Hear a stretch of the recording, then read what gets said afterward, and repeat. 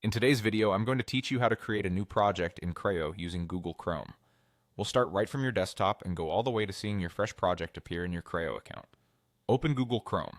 If you already have Chrome running, that's perfect. Just make sure you're working in a window with an internet connection. Next, click into the address bar at the very top of the window. Type Kreo.net and press enter. Give the page a moment to load. You should land on Kreo's homepage, and from here, we're heading straight to your account.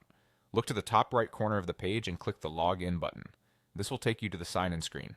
Enter the email address and password associated with your Kreo account.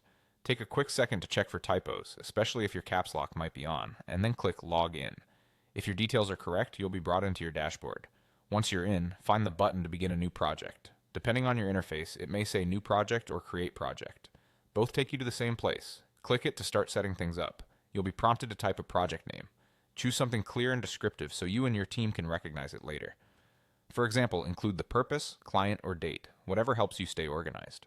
Avoid using any sensitive information in the name. In some setups, Kreo will also ask you to select a project type. If you see this option, open the list and pick the type that best matches your work. Selecting the right type helps Kreo present the most relevant tools and structure for your project, so it's worth choosing thoughtfully. When your project name looks good and you've selected a type if prompted, click Create Project. Kreo will process that for a moment, and then you'll be taken into your new project workspace. You should see the project name at the top, confirming everything is set up correctly. That's it, you've successfully logged in and created a new project in Kreo using Google Chrome. To recap, we opened Chrome, navigated to Kreo.net, signed in, started a new project, named it, chose a project type if asked, and created it. From here, you can begin adding details, collaborating with your team, and building out the work. If you plan to come back often, consider bookmarking Kreo.net for quicker access next time.